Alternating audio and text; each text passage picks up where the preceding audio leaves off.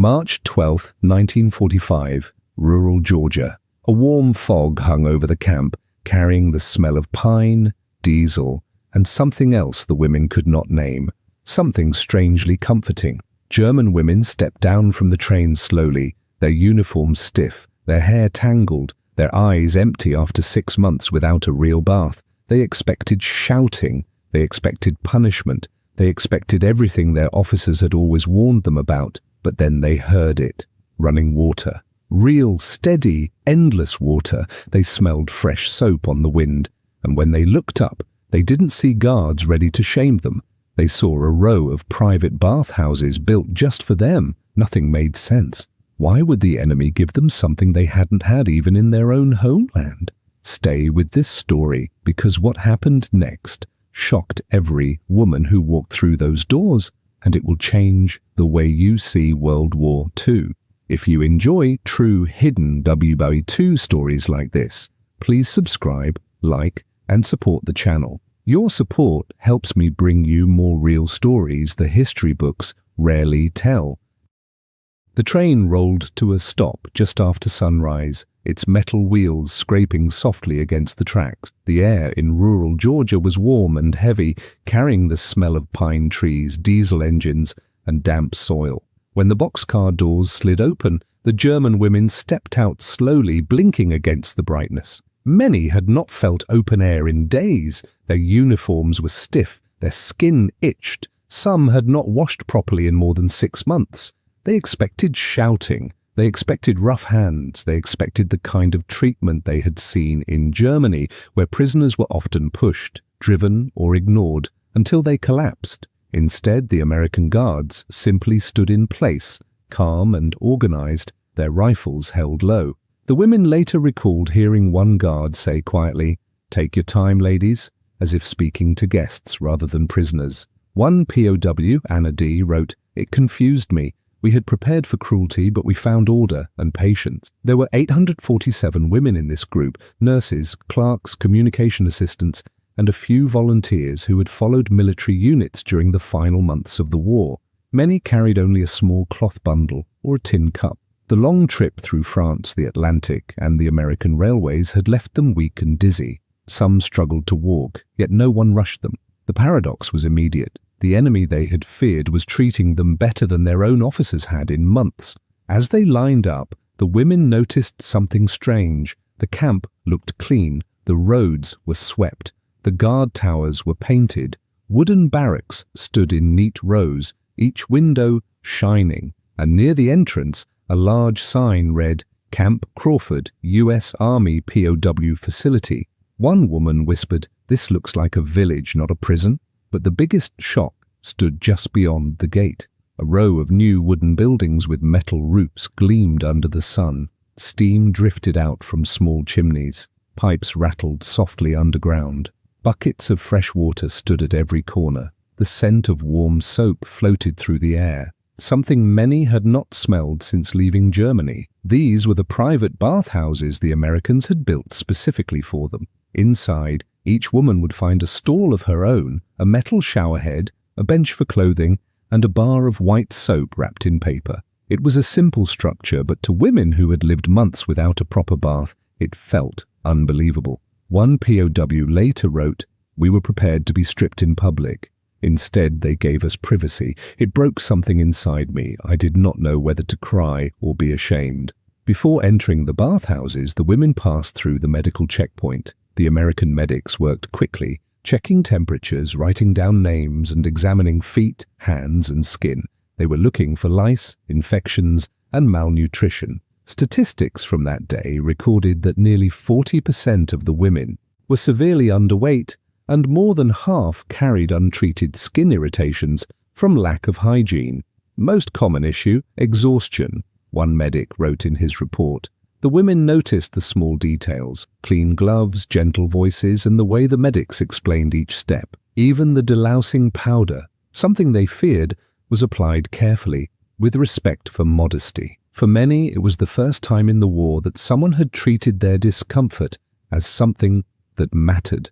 The sensory shift was overwhelming, from stale air to warm steam, from sweat and grime to the smooth feel of soap, from fear to quiet confusion. The sound of running water filled the bathhouses as the first women entered. Some hesitated, unsure if it was a trick. Others touched the walls and felt the heat rising through the pipes. One woman whispered, "Hot water, real hot water," as if speaking a forbidden secret. The soap smelled like lemons. The steam softened their skin. For the first time in months, dirt slid away instead of staying trapped in cracks and lines. What happened in those simple wooden buildings did more than clean their bodies. It washed away years of propaganda. They had been told Americans were animals. They had been told capture meant humiliation, hunger, or death. But the Americans had built these bathhouses on purpose, planned, budgeted, and constructed with care. It wasn't a trick. It wasn't a performance. This wasn't propaganda. It was reality. And as the women stepped out of the bathhouses wrapped in clean towels, they saw another surprise waiting. The mess hall doors stood open, and the smell of fried eggs and bacon drifted through the air. What they experienced next would challenge them even more deeply. The women walked toward the long wooden building with the rising steam, their feet still unsteady from travel and hunger.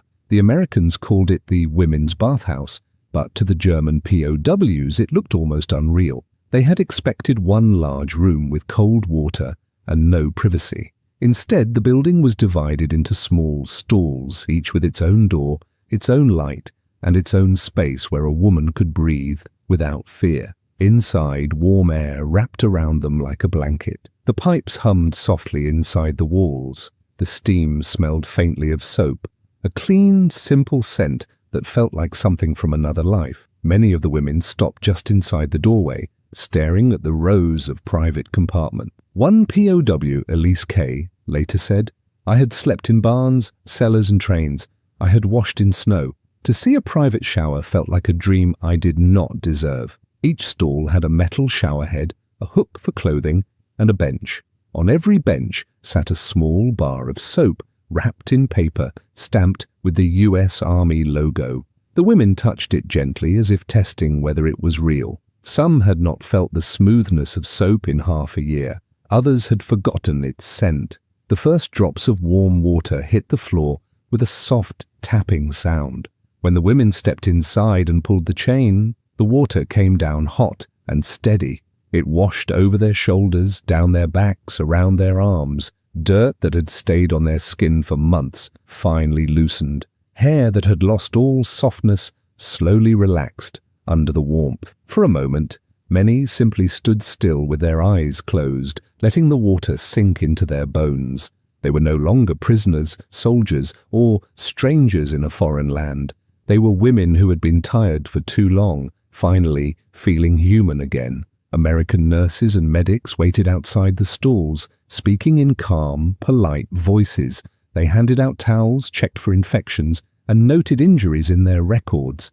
Reports from that day showed more than 300 cases of mild malnutrition, 120 cases of severe dehydration, and dozens of skin conditions caused by cold weather, unwashed clothing, and travel. But it wasn't the numbers that stayed in the women's minds. It was the tone of the Americans, steady, respectful, and almost gentle. One nurse wrote in her diary, "Most of the women flinched when I approached them. They expected shouting. When I told them they were safe, many cried without making a sound."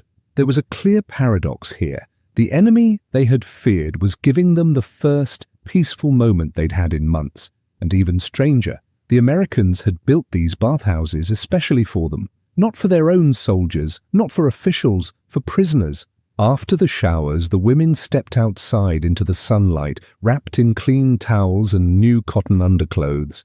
Their hair was wet. Their skin felt lighter, as if the water had peeled away more than dirt. Some held their towels tight, still unsure if kindness was allowed. Others walked slowly, taking quiet breaths of the warm Georgia air, and then another surprise waited for them. Neat tables covered with small items they had not seen in a long time. Combs, brushes, cotton cloths, and simple toiletries. The Americans let each woman take what she needed. "Choose one," a guard said politely. The women glanced at each other, confused. They weren't used to choices. The sounds around them were soft and steady. Boots on gravel, the low voices of guards, the distant whistle of a train. The camp did not feel like the nightmare they had imagined during the war. It felt controlled, organized, and strangely calm. Several women later admitted this moment broke their beliefs more than any speech could have. They had been told Americans hated them. They had been told capture meant suffering. Instead, the Americans gave them hot water, privacy, and dignity. As the women dressed in clean clothes and stepped into the open yard, they smelled something new drifting through the air, something warm, sharp, and unmistakable. It was food, real food, eggs, bacon, fresh bread, and something sweet they couldn't identify. The bathhouse had washed away their fear. Now the mess hall would challenge everything they thought they knew. The smell reached them first. Warm eggs, salty bacon, and fresh bread. For women who had lived on watery soup and crusts for months, the scent felt almost unreal. They followed the guards toward the mess hall, unsure what they were walking into. Some whispered, "This cannot be for us," afraid to hope for too much. The mess hall was a long wooden building with wide windows that let in the morning light. Inside, metal trays were stacked neatly, and soldiers in white aprons moved quickly behind the serving line. The room buzzed with quiet sounds, pans clattering, coffee being poured, boots stepping lightly on the floor. It did not feel like a place meant to punish anyone. It felt like a place meant to feed people. When the first German women entered, they froze. On the counter sat large trays of scrambled eggs, piles of crisp bacon strips, bowls of oatmeal, baskets of oranges, and fresh loaves of bread. One woman whispered, "This is for soldiers, not us." But the American cook simply nodded and said, "Step forward, ma'am," as if she were any other guest. The women moved slowly. They held their trays with both hands, almost afraid of dropping them.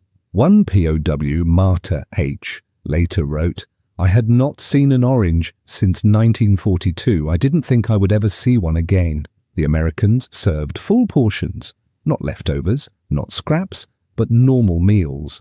A wartime ration report from Camp Crawford showed that POWs received around 2,800 calories per day, almost equal to US soldiers. This was shocking to many of the women, who had grown used to German rations that had fallen to as low as 1,000 calories during the last year of the war. The first bite was always the same, a pause, a breath, and then disbelief. Eggs that were soft and warm, bread that wasn't stale, bacon with a taste so rich it almost felt overwhelming. Some women ate too fast, their bodies desperate for nutrition. Others ate slowly, trying to understand how their enemy could offer such abundance. One American sergeant later said they looked confused more than anything, like they were waiting for someone to take the food back. But no one did. The clatter of utensils filled the room. The German women sat at long tables, eating quietly at first, then speaking in low voices. For the first time in months, the food didn't carry fear, it carried comfort. A few women cried as they ate, not loud tears, quiet ones that slipped down their cheeks without warning. Hunger had been part of their identity for so long that being full felt strange, almost frightening. One POW admitted later, "I did not know whether to feel grateful or ashamed. We had been told Americans were monsters, but monsters do not feed you like this." The paradox deepened. They had expected cruelty and received care. They had expected spoiled leftovers and received fresh food. This wasn't propaganda. It was real life, happening right in front of them. As breakfast continued, and the women noticed more small details, soldiers picking up dropped utensils for them, a cook giving an extra slice of bread to a woman who looked weak, and the steady presence of American guards who kept their distance but treated them with respect. Outside the mess hall, the warm Georgia sun broke through the thin clouds. The women stepped out with fuller stomachs than they had felt in months. Their legs felt stronger, their hands were no longer shaking from hunger. The camp around them seemed less frightening than it had in the morning. But this was only the beginning. After breakfast, the Americans gathered the women into the central yard. They were assigned bunks, medical checkups, and work groups. Some would mend uniforms, others would work in the gardens or help in the laundry house. Yet the most surprising part wasn't the tasks.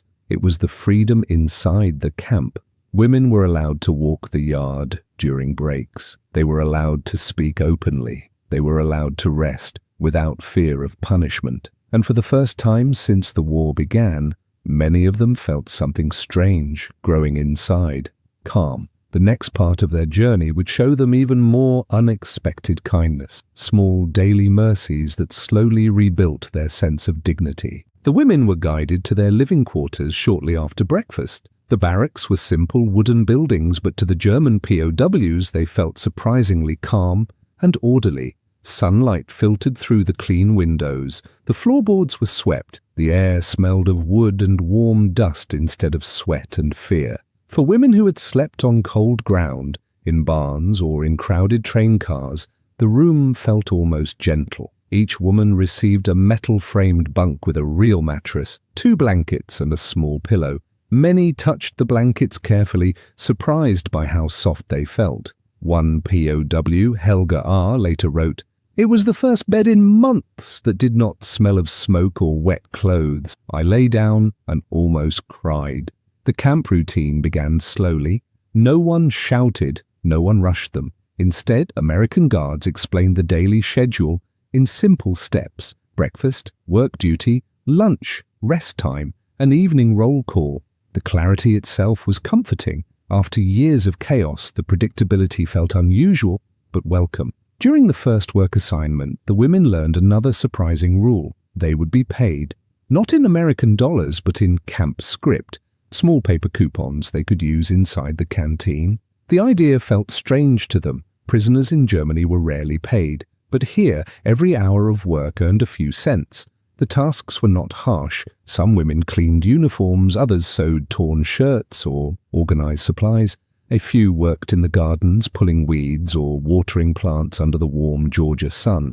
The work was simple and steady, and for many, it brought a sense of purpose back into their tired lives. One woman said softly to another, "At least we are useful again." During breaks, the women were allowed to sit on benches in the yard. They watched the guards walk their routes, listened to the wind move through the trees, and breathed in the warm air that carried the scent of earth and pine. The softness of the environment slowly eased the tension in their shoulders. The camp canteen soon became one of their favorite places. It was a small wooden hut with shelves full of simple goods: writing paper, combs, biscuits, hairpins, and sometimes even small chocolates. The prices were low, and the workers behind the counter often greeted the women with a polite nod or a friendly "good morning." It felt strange to be treated with normal courtesy. One woman bought a small comb and stared at it for a long time. "I have not owned anything new since the war began," she whispered. That tiny item, paid for with her own work, made her feel human again. In the evenings, the women gathered near the barracks to talk quietly. They shared stories about their families, their homes, and what they feared might await them once the war ended. Many had no idea if their loved ones were alive. Some whispered about cities that had been bombed, farms that had been destroyed, and friends who had vanished during the final months in Germany. Yet in the middle of these heavy worries, small moments of kindness kept appearing. An American guard brought extra paper for a woman who wanted to write to her mother. A medic brought salve for cracked hands. A cook slipped an extra biscuit to a woman who looked exhausted. None of the acts were grand, but together they changed the women's understanding of their enemy. There was a quiet paradox in every corner of the camp. They had come expecting cruelty. They found small acts of dignity instead. This wasn't propaganda, it was reality. The more days they spent in the camp, the more their old beliefs began to crumble. The Americans were strict but not brutal. They were organized but not cold. They followed rules, and those rules protected the women instead of harming them. At night, when the sky turned dark and the crickets sang outside, the women lay in their bunks and felt a peace they had not known for a long time. For the first time since the war started, many slept without fear of bombs or soldiers breaking down doors. But soon, something else would enter their lives. Letters from home. Letters that carried truths far heavier than anything the camp walls could protect them from. What they read next would shake them more deeply than hunger or fear ever had. The German women woke the next morning to a soft Texas sunrise. Golden light spilled across the camp yard, warming the dry ground and the wooden barracks. For a moment, they almost forgot where they were. It felt peaceful, too peaceful for prisoners of war. Inside the barracks, Anna sat up slowly. She had barely slept. Her mind kept repeating the same question. Why are they treating us like this? Back home, her mother told her that Americans were dangerous. Her commanders warned her that capture meant humiliation. But here, nothing matched those warnings. She stepped outside and saw an American soldier sweeping the walkway. He was young, maybe 19, and he gave her a small nod. Anna froze, unsure how to answer. In Germany, soldiers never greeted women like equals. But here, even the guards behaved calmly and spoke politely. Nearby, Marta tied her hair into a simple braid. She had been a nurse during the final months of the war, patching wounded soldiers, listening to cries that never faded. She thought America would feel cold. Instead, she saw men building fences, repairing roofs, and organizing supplies, not for punishment, but to keep the camp safe and orderly. When the breakfast bell rang, the women lined up. A tall American sergeant opened the door to the mess hall. "Ladies, breakfast is ready," he said. His voice carried respect, not force. The women exchanged uncertain glances. No German officer ever used such a tone with them. Inside, long tables were covered with plates of scrambled eggs, warm bread, and sliced fruit. A scent of fresh coffee filled the air. The women sat slowly, still unsure if this kindness was a trick. An older American cook stepped forward and smiled. "Eat well," he said. "You're safe here." That word, safe, settled heavily in their hearts. As they ate, they listened. The hall was noisy, but not tense. American guards talked among themselves about baseball, their families, and everyday life. It was strange hearing normal conversations after years of war. When breakfast ended, the women were taken to their assigned work areas. Most were given simple tasks: sewing uniforms, cleaning linen, helping in the garden. These jobs were not punishment. They were a way to keep routine. The women realized quickly that the Americans followed strict rules against mistreatment. No yelling, no harassment, no abuse. Later that day, a sudden shout startled everyone. "Mail call!" The German women froze. They had not expected to receive letters in a foreign land. One by one, names were read aloud. Some women stepped forward with trembling hands. Some broke into tears before even opening the envelopes. A few received nothing and lowered their heads quietly. Marta opened her letter slowly. It was short, written by her younger sister. It said their family was alive but struggling. Marta pressed the paper to her chest and closed her eyes. She whispered a small prayer of thanks. For the first time since her capture, she felt hope. In the yard, Anna watched a group of American women entering the camp. They were volunteers from a local church. They carried books, clothes, and small sewing kits. Anna stared at them in silence. They walked freely, without fear, speaking with confidence and calmness. One of them noticed Anna's curious look and approached her. "Would you like a book?" the woman asked kindly. Anna hesitated. For me? Yes, the volunteer said with a gentle smile. Anna took the book slowly. The cover showed a peaceful countryside scene. She had not held a book with such care since the war began. The volunteer explained that the women could borrow books any time. Reading, she said, helped pass long days and eased the mind. As the volunteers left, Anna and the others whispered to each other. They could not understand it. These American women had no reason to help enemy prisoners, yet their kindness felt real. That evening, the German women gathered outside near the fence. The Texas sky turned deep orange. A warm wind carried the smell of grass and earth. The women spoke softly about their new reality. They talked about the food, the safety, the unexpected respect. For the first time, they allowed themselves to breathe without fear. But beneath that calm was another feeling: confusion. How could their enemy treat them better than some of their own officers had? How could strangers show more dignity than the people they trusted back home? The war had taught them to expect cruelty. America was teaching them something else, and deep inside, each woman felt it. Their old beliefs were starting to break. The next day began with a quiet surprise. An American officer visited the women's barracks. His name was Lieutenant Harris, a calm man with clear blue eyes and a steady posture. He wasn't there to intimidate anyone. Instead, he carried a clipboard and spoke in a level voice. "Ladies, today you will have a health check," he said. "It is routine, nothing to fear." The women tensed. In Germany, medical inspections often meant humiliation. Some felt their stomach twist at the thought. But when they entered the small medical building, they found something different. 2 American nurses greeted them. They wore clean white uniforms and spoke softly. Their instructions were polite and simple. They measured weight, checked blood pressure, and examined hands for injuries. They offered blankets if anyone felt cold. Not once did they raise their voices. One nurse gently touched Anna's wrist. "You're dehydrated," she said. "Drink extra water today." It was the first kind medical advice Anna had heard in years. When the health check ended, the women stepped outside feeling strangely lighter. No shame, no threats, just care, the kind they once gave to others during the war. Later in the day, the women were allowed to visit the camp library. The room was small but full of books donated by local families. A young American corporal explained the rules. Each woman could borrow 2 books at a time. They must return them in good condition. The German women walked slowly between the shelves. Some touched the books as if they might disappear. Marta chose a medical text, hoping to refresh her old knowledge. Anna picked a novel with a simple English title. She could not read English well yet, but she liked the cover. As the women prepared to leave, the corporal added something unexpected.